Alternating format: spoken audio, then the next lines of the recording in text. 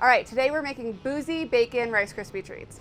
All right, so I've got my Traeger set to 400. Because I'm cooking on a baking sheet, I'm totally good to do that. If I was gonna cook these just directly on the grill grates, I'd probably do it around 350.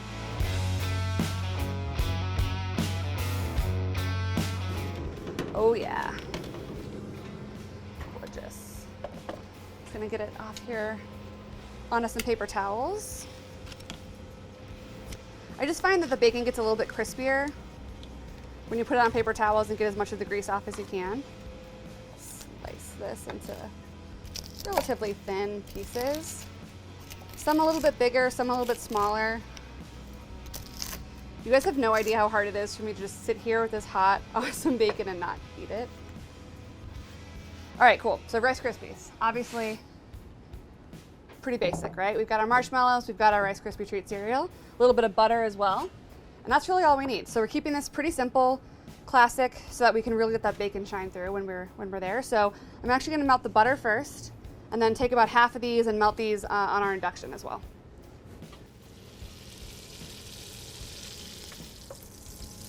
I'm gonna do it on a pretty low heat as well.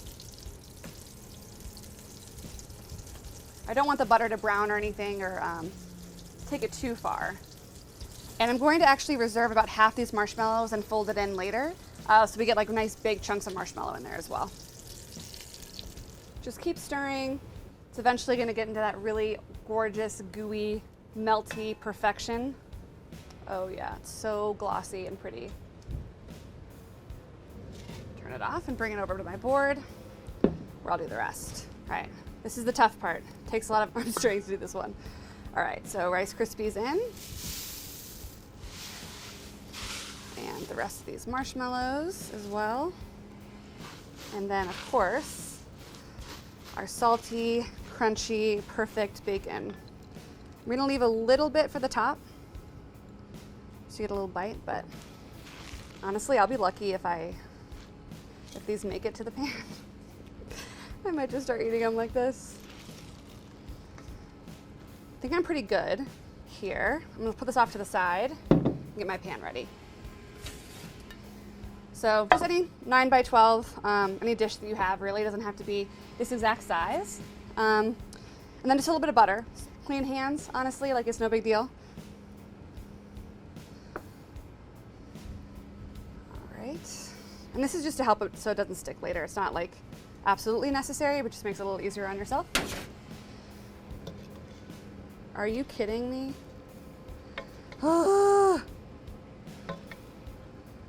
A little butter on your hands is honestly chef's best tool. So a little bit of butter on those hands, press it down. There's no wrong way to do this, guys. Does not have to be perfect by any means. All right, that's looking pretty good to me. Relatively easy. And I love that you can still see those like nice big chunks of marshmallow. And then a little bit of the bacon on top. So for the bacon that I topped it with, I just kind of press it in a little bit into the marshmallow so that it like fully sticks in there.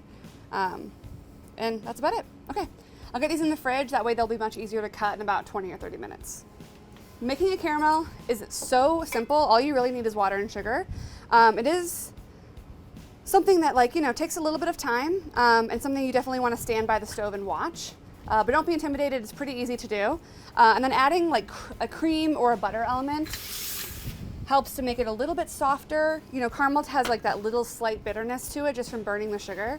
So adding a little bit of cream and butter to the mixture just makes it like a little bit like more well-rounded, if you will. So first things first, we're going to add water and some granulated sugar.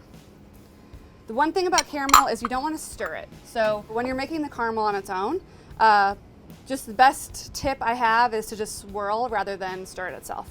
So now that the sugar is pretty well hydrated, I'm gonna go get it on the induction and cook it over like a medium heat until everything's dissolved. Then you can crank it up a little bit higher and fully just burn off that sugar.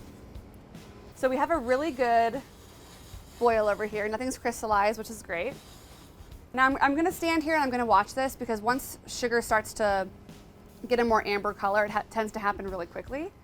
And again, because the sugar is so hot, it will continue cooking in the pan as well for quite some time. I'm gonna pull this. It's definitely gonna keep cooking just a little bit. This is super, super hot, so just be careful. So I don't really have instructions for you. It's totally the preference here on the darkness that you wanna take it. But as you can see, as I'm swirling, it kind of, the bubbles have subsided a bit and you can see how dark the caramel is. And like I said, the darker it is, the more bitter it's gonna taste. So I'm feeling pretty good about this. Probably a more like well-rounded caramel here. And so off heat, I'm gonna add my butter and cream. When I add this, it's going to splatter quite a bit, again, because it is quite hot. So even though my butter and sugar are room temperature, just be careful when you're doing this. So I'm gonna go in and, as you can see, it's gonna bubble up quite a bit. That's gonna stop the cooking as well.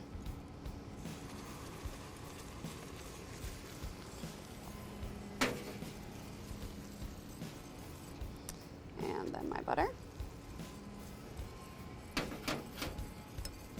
Whisk it in. All right, now for the piece de resistance of this caramel, we're gonna add a little bit of whiskey. Off heat once it's cooled down ever so slightly so that we still get a bit of that hit of the whiskey. So we're using the Traeger Whistle Pig Smoke Stock, which is like a nice smoked whiskey made by Whistle Pig. But honestly, like whatever you have in your pantry is totally fine. And obviously it's optional, you don't have to do it, but today's theme at Traeger is why not? So we decided to add a little whiskey to our caramel. All right, cool. So I'm gonna let this sit for a little bit. I could pour this on the Rice Krispies right now, but like I said, it's a little thin at this stage. It's still gonna be delicious, but I want it to firm up just a little bit before I throw it onto the Rice Krispies.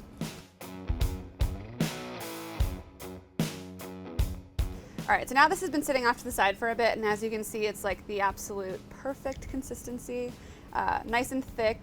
So like I said, as it cools down, it's gonna naturally become this nice texture. If you needed this to happen more quickly, the safest way to do it is to put the entire pan in like a bowl of ice water and just kind of like dip it in and keep stirring it. But again, this will just naturally happen as it sits off to the side. Our Rice Krispies should be fully set up. I'm gonna grab those out of the fridge. Oh my God, you guys, this looks so good. Okay, and now drizzle, and then we'll cut. And again, this is chef's choice, guys. However much you want, it's up to you. All right, and the rest of this, ice cream on toast. I mean, whatever you want to do with this, you can save this in your fridge for at least a week. Shouldn't be a problem, but you can kind of just go along the outside. All right, and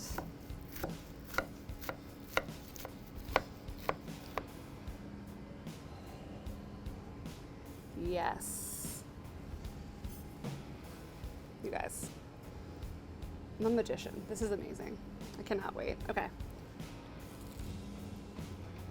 Sweet, salty, a little bit bitter, perfect crunch.